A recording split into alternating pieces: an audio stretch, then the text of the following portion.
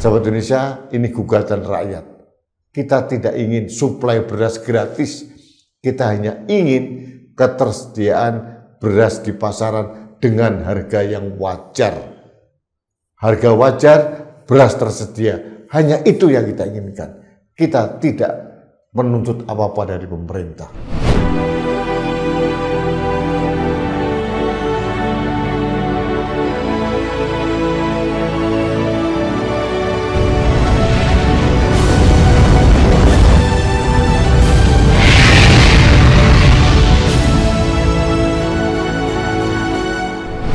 Halo sahabat Indonesia, kita bertemu kembali dalam Opini Rudy di Anak Bangsa Channel. Sebelum Anda mengikuti opini saya, mohon Anda untuk subscribe, bunyikan loncengnya, like, share, dan komen. Dukungan Anda sangat berarti bagi kami untuk menjaga Indonesia. Sahabat Indonesia, kita sempat bangga narasi dari Presiden Pak Bowo yang didukung oleh Menteri Pertanian bahwa stok beras di Indonesia melimpah sampai akhir tahun. Konon stok beras ini merupakan yang terbesar sepanjang Indonesia ada. Selama 80 tahun stoknya terbesar. Bahkan Presiden menggembar-gemborkan tentang swasembada pangan. Swasembada pangan ini bukan hanya Indonesia, tapi Presiden mempunyai ambisi yang cukup hebat. Indonesia akan menjadi lumbung pangan dunia. Kinerja Kementerian Pertanian dipuja-puji oleh banyak pihak. Hebat luar biasa. Yang terakhir, Kementerian Pertanian menersangkakan beberapa perusahaan yang diduga melakukan oplosan beras. Oplosan beras biasa menjadi premium karena ada ketentuan beras premium itu adalah 80% utuh, yang 20% pecah. Yang beras biasa sebaliknya, yang pecah lebih banyak. Apakah ini menyelesaikan masalah perberasan nasional dan rakyat tercukupi kebutuhan berasnya?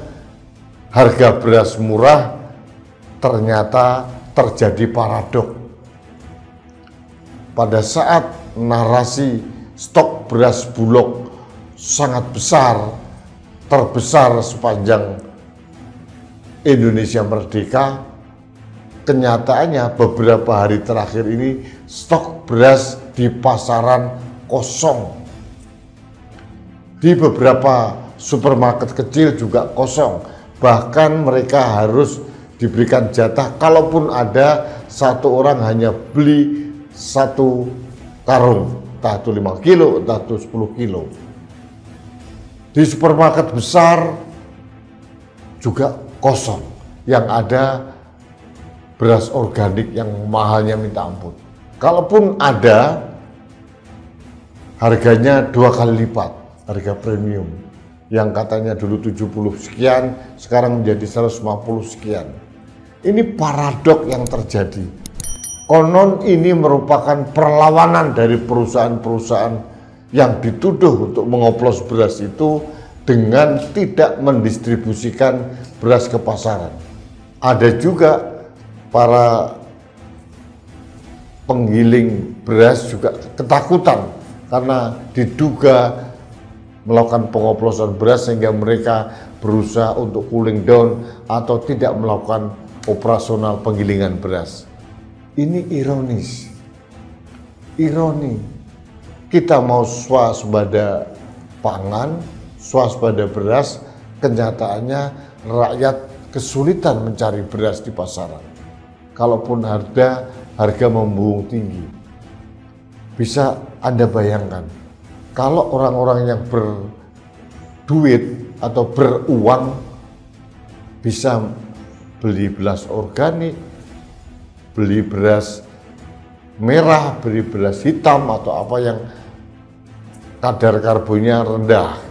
Tapi bagi rakyat jelata yang membutuhkan karbohidrat untuk bekerja keras, ini benar-benar fenomena yang menarik.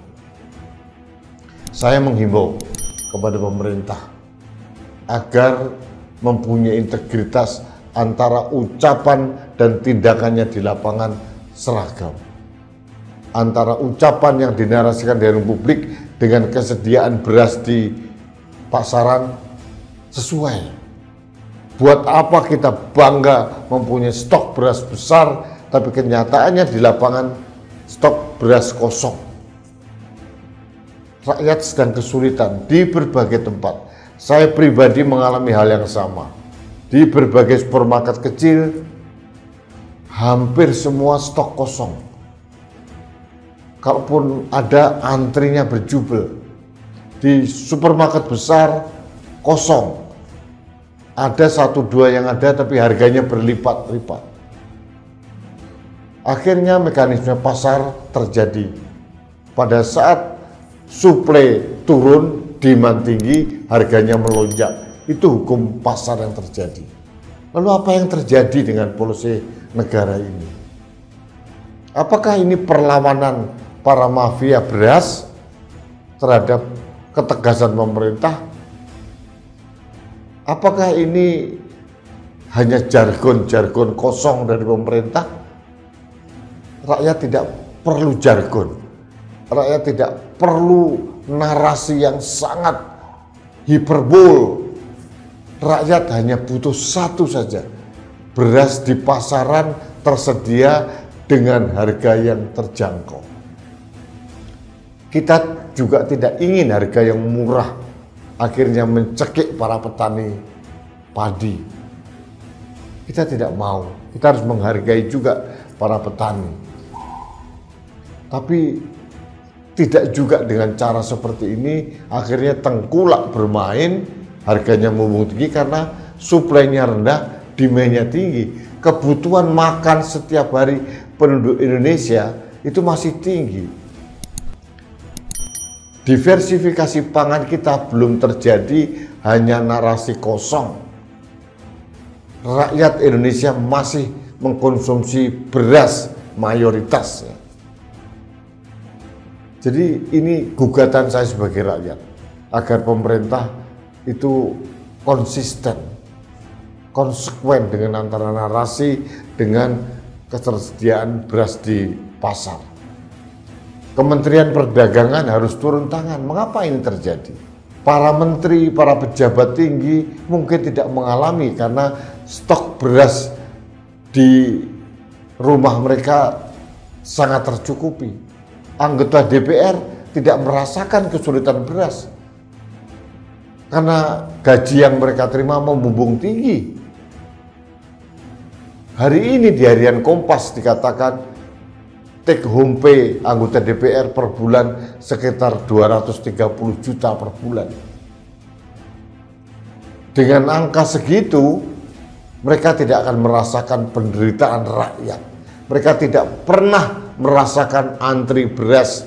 Mereka tidak pernah merasakan masuk ke pintu supermarket kecil untuk mencari beras. Di agen-agen beras pun kosong. Ini yang saya alami sendiri dan saya mendapatkan banyak masukan dari teman-teman saya sebangsa dengan saya, selevel dengan saya, rakyat jelata yang masih membutuhkan beras murah. Jadi sekali lagi rakyat Indonesia, mari kita menggugat pemerintah agar antara jargon yang disampaikan itu sesuai dengan kenyataan di lapangan. Buat apa kita bangga swasembada pangan, beras kita stoknya melimpah, tapi kenyataannya ketersediaan beras di pasar kosong. Mudah-mudahan dalam waktu 1-2 hari ke depan ada tindakan nyata dari pemerintah, khususnya Kementerian Perdagangan untuk mengatur tata niaga beras ini. Konon di Cipinang pun kosong. Artinya ini ada perlawanan dari para pengusaha-pengusaha kakap beras yang selama ini memonopoli perdagangan beras. Kita tunggu saja langkah konkret pemerintah apa, jangan sampai mereka hanya mengatakan seperti pepesan kosong, tidak ada isinya. Atau seperti istilah Presiden Prabowo, hanya omon-omon saja. Sahabat Indonesia, ini gugatan rakyat. Kita tidak ingin suplai beras gratis, kita hanya ingin ketersediaan beras di pasaran dengan harga yang wajar. Harga wajar, beras tersedia, hanya itu yang kita inginkan. Kita tidak menuntut apa-apa dari pemerintah. Terima kasih sahabat Indonesia, kita bertemu kembali dalam Opini Rudy selanjutnya. Sampai jumpa.